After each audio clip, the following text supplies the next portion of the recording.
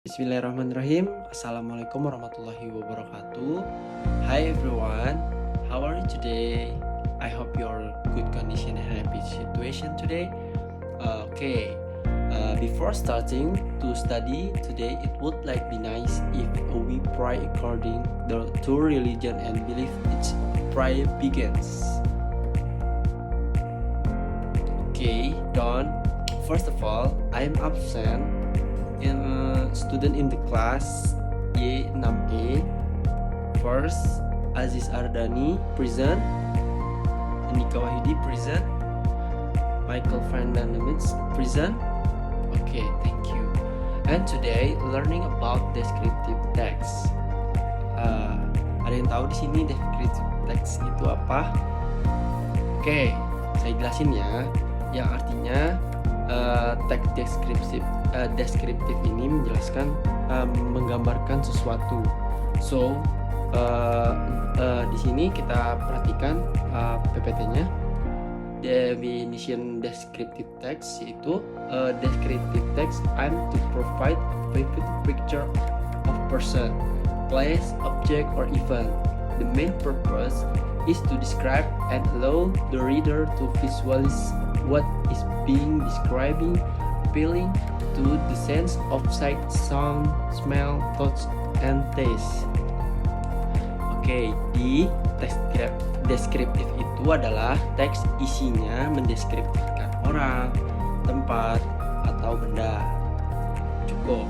Sekarang, jadi pertanyaannya ngapain sih ada teks deskriptif ini? Oke, kita akan bahas satu persatu ya. Yang pertama itu tujuannya to describe an object. An object di sini untuk mendeskriptifkan suatu benda. Nah, objeknya di sini adalah objek yang spesifik. Well, nanti kita akan bahas kenapa penting banget disebut spesifik untuk teks deskriptif tersebut ya. And the last purpose teks deskriptif itu juga punya tujuan to inform the reader about a particular thing. Nah, ini untuk memberikan informasi kepada pembaca atau pendengar tentang suatu secara partikular. Maksudnya partikular itu spesifik ya teman-teman.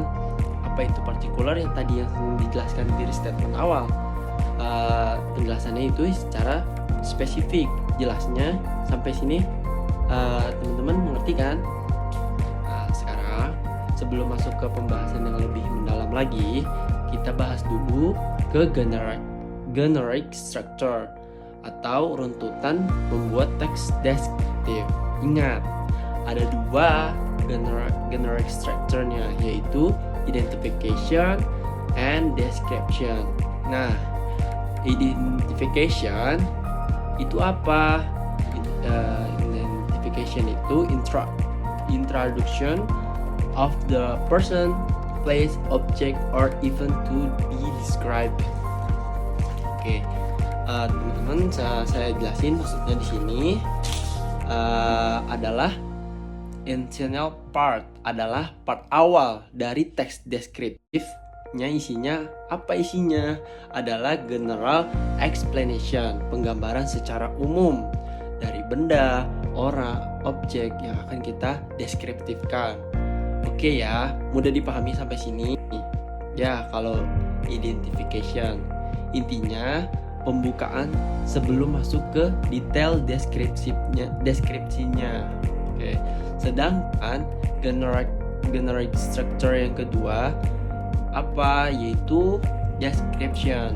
Detail, maksudnya di sini detail information about the object, characteristic, feature, and features. Nah, part description ini adalah part intinya, yaitu part yang menggambarkan intinya tuh yang menggambarkan spesial karakteristiknya, keunikannya dari objek yang kita akan bahas di deskriptifnya. Objek yang tadi tuh bisa orang, bisa tempat, bisa benda. Nah, yang dideskripsikannya apa? Kalau misalnya kita mendeskripsikan orang, berarti gambaran fisiknya seperti apa, bentuknya kayak gimana. Atau misal kita membahas tempat, berarti kita menjelaskan suasananya seperti apa, kondisinya kayak gimana.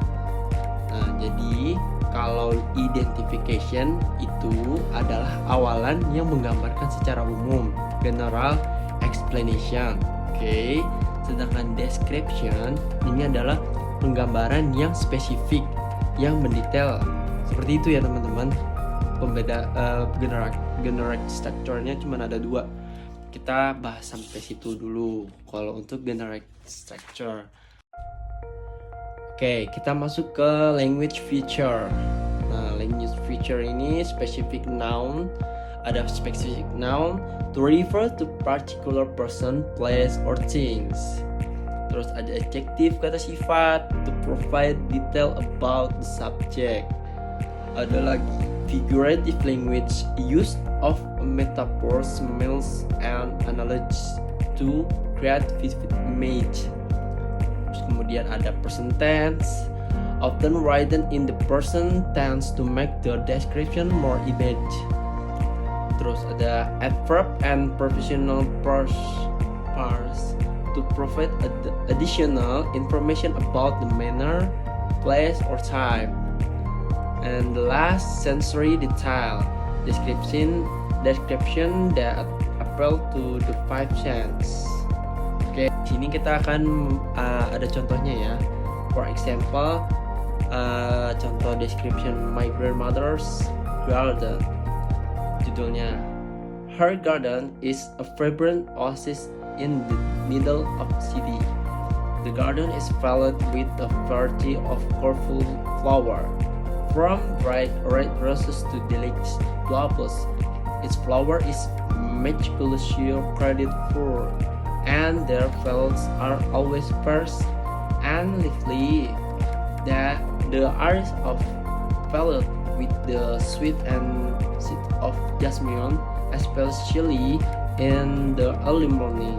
The garden is surrounded by white pickup fence, which adds a calming to the overall ambience. In the center, there is a small pond with the cold water where goldfish swim gracefully. The sound of water drinking from a nearby fountain adds soothing background noise, enhancing the sense of tranquility.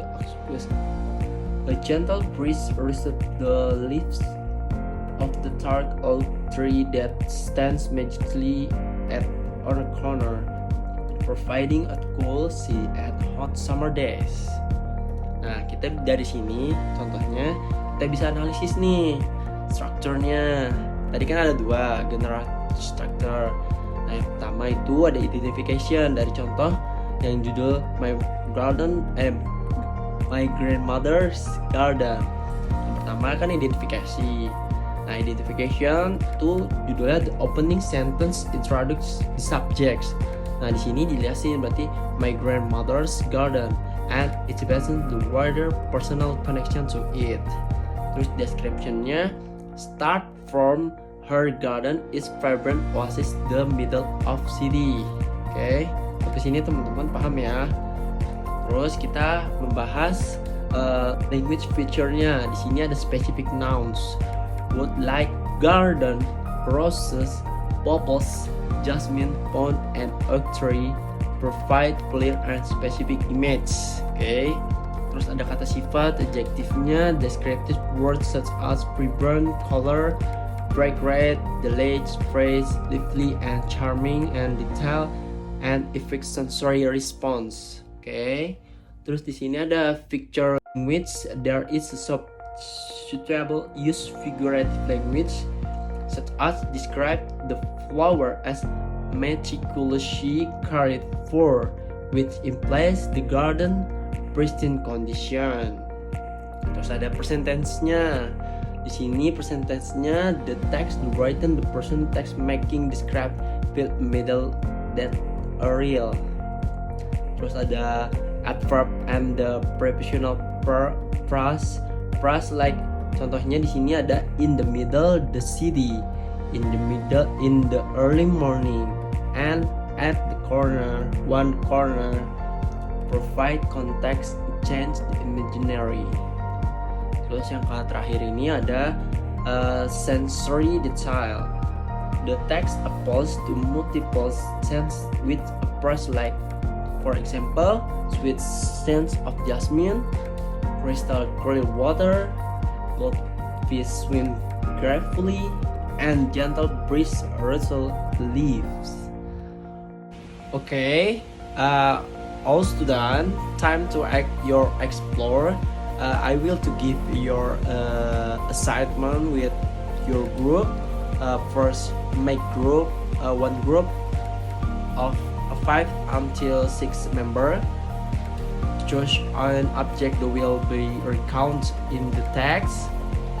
Compose your descriptive text with a predetermined object, and after complete submit in review and revision, then present the writing result with the group. Okay, well, this is the end of our material. I hope you understand about descriptive text, and see you soon, student. Assalamualaikum warahmatullahi wabarakatuh.